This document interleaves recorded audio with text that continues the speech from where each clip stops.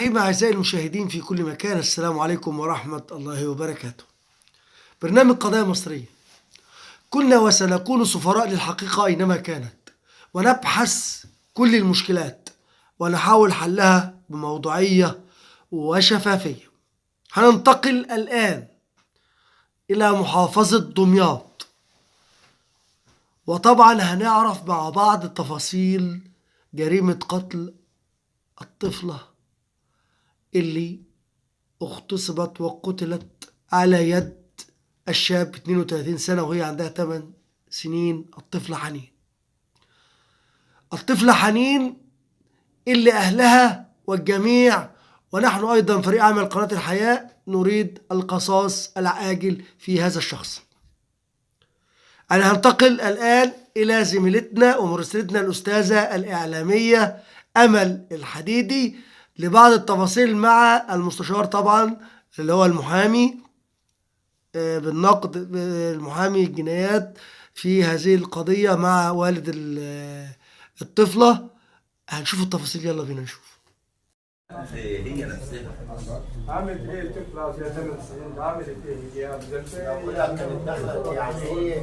كانت ماسكه كيس الكراسي. لا اله الا الله، عشان الشيطان ما يتكلمش منك. قول لا اله الا الله، قول لا اله الا الله، حسبي الله ونعم الوكيل، قول لا اله الا الله. زبال يا دكتور، بس زبال. الامر لله، الامر لله، الامر لله. على فكره هي الوحيده اللي بخير، هي الوحيده اللي بخير. ده باب جنة. هي دخلت تخلف بشرك فتح لك في الجنة. بشرك بالخير كله يوم القيامه وانت على الصراط. وهي الصراط تسيبها عند الله. العيال اللي هم ولاد اختها اللي بيلعبوا معاها كانوا ربنا عاملوا يتقبل صغير. منك يا رب، ربنا يتقبل منك. مش انا بعتذرها عند الله من اول يوم. هيجي لك سرة بعد ما ربنا يستقبل أعمالك، سرة توزن لك تقول ما هذه يا رب لا يعلمها، هذا صبرك على ابنتك التي أخذناها منك. ما تقلقش، أنت في خير إن شاء الله رب العالمين، والفراق صعب. ولا راضي بقضاء ربنا. ونعم بالله، ونعم بالله. ولا راضي بقضاء ربنا. طب خاطرا، لست وحدك وإحنا كلنا معاك. ان شاء الله ان شاء الله. آخر حاجة تفكر فيها إن إحنا محامين. دي اللي هتاخد إيدك الجنة. هو ده اللي احنا عايزينه، الله وكيلكم. من اول لحظه واحنا من اول لحظه والاستاذ ايمن انا جاب انت بقى الله يعينكم بقى على اللي انتوا فيه. لا يا حبيبي، تقوم الدنيا وتقعد للحق. صح. تقوم الدنيا وتقعد للحق ولن نتوانى. الإعدام صح. أقل قصاص. حاج سيد، حاج سيد، البقاء لله. الشركه معاه اخته، يعني هو اللي هناك خلاص الشركه معاه اخته. بعد اذنك بس كده، بعد حاج سيد، البقاء لله. طبعا حضرتك جاي هنا النهارده لمعالي المستشار تعمل توكيل عشان القضيه. انت اخترت ليه معالي المستشار؟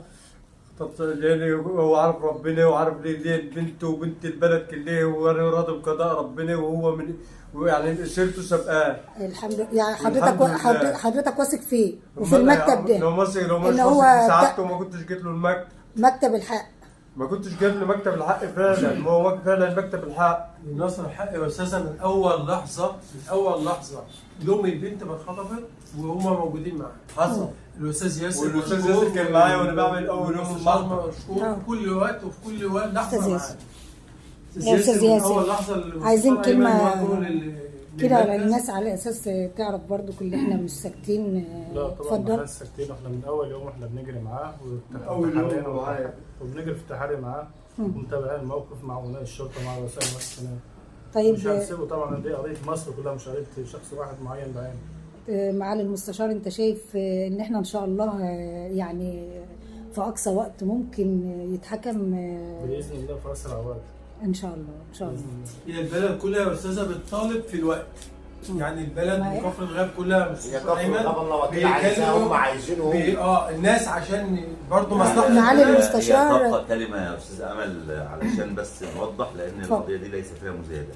احقاقا للحق النيابه العامه وقضاء مصر النزيه هم الذين سيتولون هذه الدعوه. ما وجودنا الا تأدية للواجب. احنا بس بنتكلم مع المستشار في الوقت بس، وتشريف رسالة المحاماة، ولكن القضاء هم في الآخر من أبناء هذا الوطن، يحسون بمشاعره، والنيابة العامة لن تتوانى، وهي صاحبة السلطة وهي صاحبة الولاية، ولم يفرطوا في هذا الدم مهما بلغت الأمور، ولن يستطيع أحد زحزحته. أولى العدالة الناجزة اللي أطمنك فيه وأطمن نفسي أن سرعة إحالة القضية دون التفريط في أعمال التحقيق ودون التقصير هتكون هي أول علامة لردع مثل هؤلاء في المجتمع ولبث الطمأنينة. وأبشرك كمان أن القضايا دي لها خصوصية عند القضاء، القضايا الوحيدة التي يسمح بها بالتصوير والنشر العلني. تمام. ليه؟ لأنها بمثابة رسالة. يعني إن شاء الله طبعا أنا واثق أنا واثق ثقة عمياء. في المحكمة إن شاء الله. طبعا هتكوني متواجدة مع الفريق المسموح لي بالمحكمة إن شاء الله. ماشي، وهتأدي رسالتك المجتمعية في بث الطمأنينة وأن هناك عدالة ناجزة لا يستطيع أحد الفرار منها.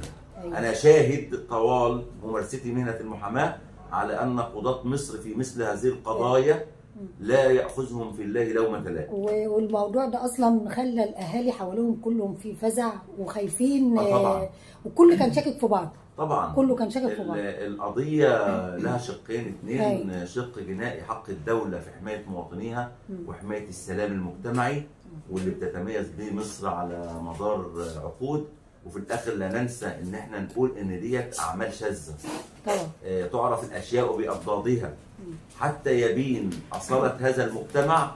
لابد ان يخرج مثل هؤلاء الارذال فيتميز بهم الطيب عن الخبيث، وسنه الله وعزاءنا لولي امرها ووالدها الحاج سيد.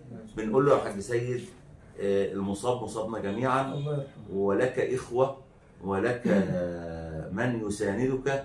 يعني اكاد اجمع ان المحافظه كلها كل من يعلم طبعا هو رزق وسند، حتى الناس العاديه، حتى انت نفسك كصحفيه. انا بشهد لك ان انت ما بتعمليش في هذا الموضوع من اطار الصحافه. ايوه.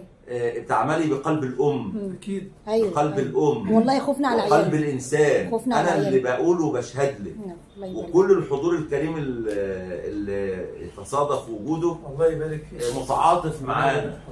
ولا ننسى الفضل، لم يكن مكتب نصر الحق ولا المجلس القومي فقط لإعطاء كل ذي حق حقه. أحد إخواتنا المترددين على المكتب الحاج فايز كان له فضل كبير جدا جدا نحظى هذا الشرف. لا ده شرف لنا طبعا. ونقابة المحامين بدمياط أنا بتكلم على لسانها مؤازرة وستنضم تباعا في نفس الطلبات اللي هتوجه بها صاحب الوكالة. معالي المستشار، شكرا لحضرتك. تحت أمرك، شرفت الدين. بعد ما شفنا اللقاء مع المحامي ووالد الطفلة، ربنا يصبر أهلها على القصاص العاجل إن شاء الله ويصبرهم بالحكم. شكرا زميلتي الأستاذة أمال حديدي، شكرا، لقاء.